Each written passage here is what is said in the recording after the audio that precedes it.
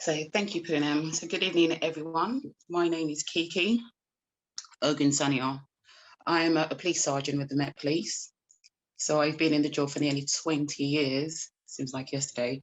And yeah, and what do I say? Why did I join? Okay, so um, I decided to join a few years ago. So a bit about me. I'm a Nigerian heritage, if some of you haven't already recognized by my surname. And I wasn't born in this country. I came here as a teenager, and obviously just looking around, I just thought it's intriguing how there aren't any police officers. And I do remember my brother, who was a couple of years older than me, relayed or told me about an experience he had with a police officer who'd stopped him. So bearing in mind, we'd never been stopped by police in Nigeria, and we had a different perception of what the police were supposed to be doing for us, i.e., we thought they were there to help us, etc. So that was a bit of a learning experience for myself. And I do remember thinking, I've never seen a Black female officer. And I just thought it'll be quite fun to join. I mean, I was 18 when I decided to sort of make that decision and thought, I'm going to give it a go, naively, maybe. And I got in, and ever since I've been in the Met, it's been obviously a roller coaster of things. As you get older, you see things differently. But one thing I can say, hand on heart, is I don't think I could be anything else. One thing I would say as well is one part of the reasons I joined was because I got bored easily. And when looking at, when I speak to people, one of their main issues, maybe they get bored, they're not really sure what you want to do, etc. And I was quite grateful for the police that I was able to do quite a few things and, in essence, have fun and get paid. So if every couple of years, if I was bored or I wanted a different challenge, I worked on response team. So that's obviously where we deal with the 999 calls. We're driving around in the fast cars going from calls to calls. And I worked a bit in CID as well. That was interesting. I worked with, more vulnerable victims dealing with domestic violence. I worked with missing persons. I did communications as well. So we were the ones sort of directing officers where to go or actually answering 999 calls. I did a bit of training. So I had to train police officers as well and police staff coming into the job as to how to do the job effectively. So my current role now as a sergeant, I became a sergeant a couple of years ago, actually last year, even. I started that journey a couple of years ago. So right now I'm actually a sergeant for a brand spanking new team, which is called the Outreach Team. And this is something I honestly believe that, I think this is the Met actually making great strides to actually try and make an effort to connect with the community. And it goes back to why I joined, because I hadn't seen anyone who looked like me. And one of my key roles is to actually go into the community. I lived in Newham for about 20 plus years. I lived in Stratford, and I completely love East London girl through and through.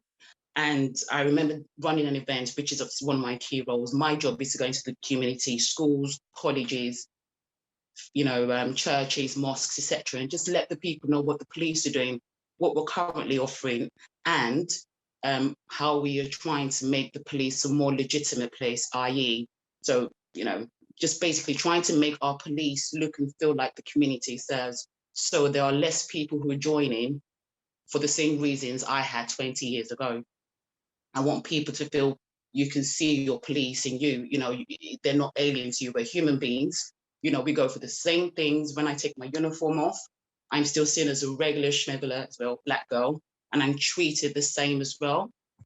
And that's what we want people. We want to sort of change the narrative. What does the day in policing look like? I would say no 2 days are the same. And I'm grateful for that because, again, I get bored. I'm grateful for that.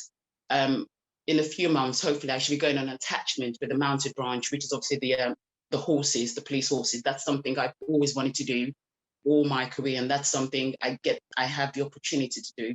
Not a lot of people can say they can do different sorts of jobs and have that sort of job security as well.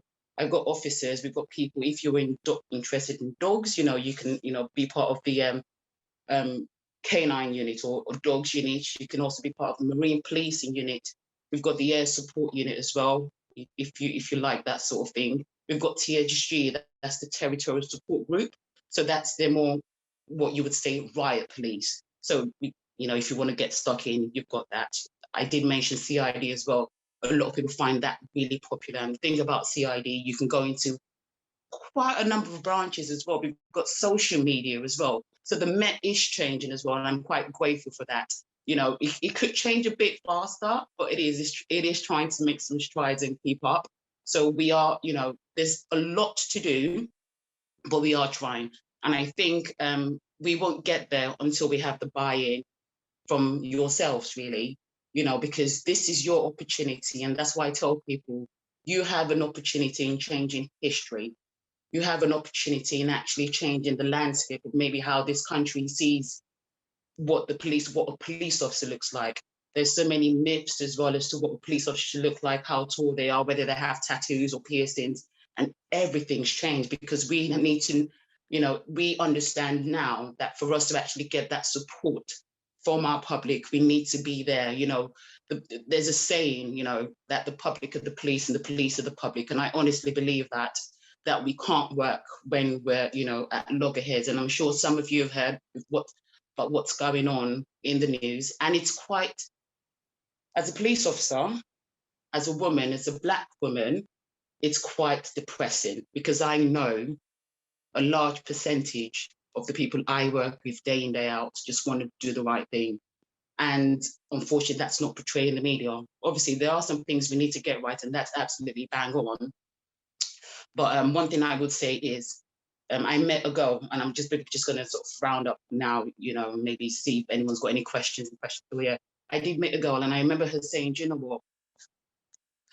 I could do a better job." And I said, "Come on then, why don't you come on and do a better job?" Because that's what we want, people to challenge us, because we want people to actually give us, you know, we want diversity of people, diversity of thinking. You know, police, no one person is the same, no one community is the same. So why should our police just look like one person? So I'm not too sure if I babbled on or what have you, but this is what we're doing. So maybe, Poonam, did you want to go through the entry routes as well as to what we're trying to do as relates to the reapprenticeship then? Yeah, of course. So the entry routes are on the screen now. So yes. I'll just give you an overview. So what the police are doing at the moment is actually, I would say this is one of the best times to join, because when I joined, this wasn't available. So what we're trying to do is we've got 3 pathways. I would say, obviously, from Poonam explains to me, and most of you are between the ages of 16 and 18. So I would say the police constable degree apprenticeship pathway would be more ideal to, you know, within your, you know, your age range. I know it says between the ages of 18 and 57. However, you can apply from the age of 17 plus, but by law, you can only become a police officer when you're 18. So it really should be between 17 plus and 57. So it mentions 2 A-levels equivalent and GCSE English.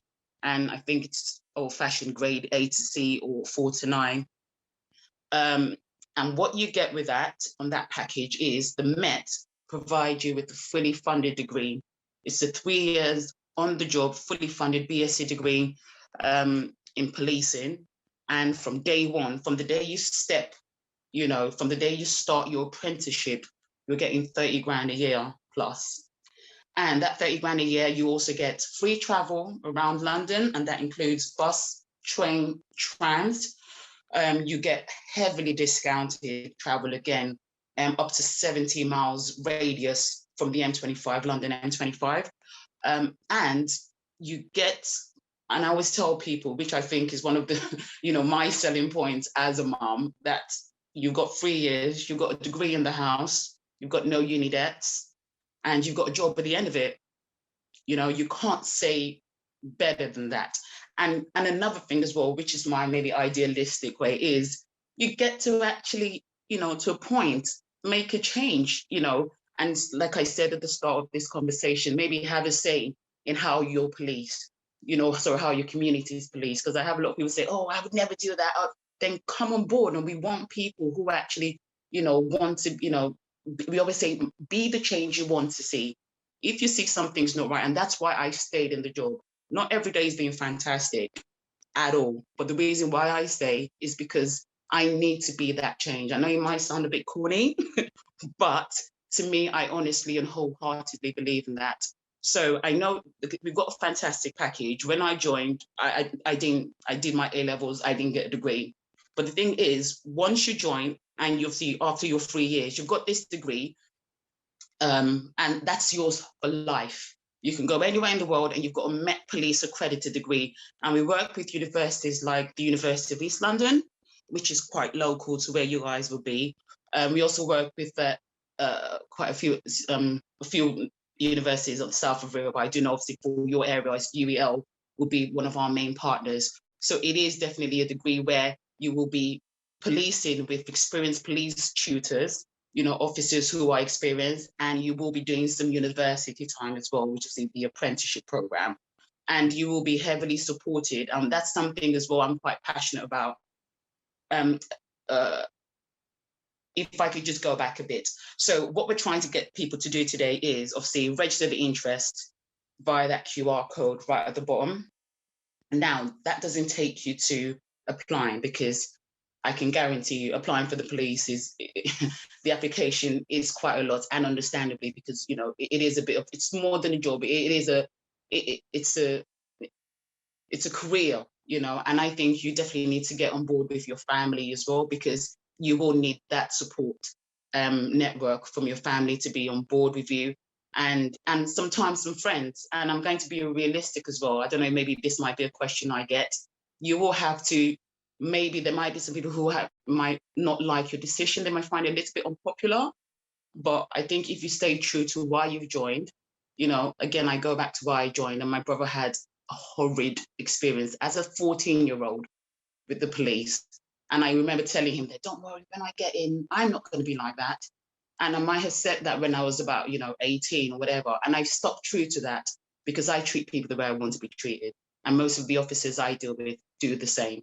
So I think I've chatted a lot. I'm going to see if we've got any questions and what have you.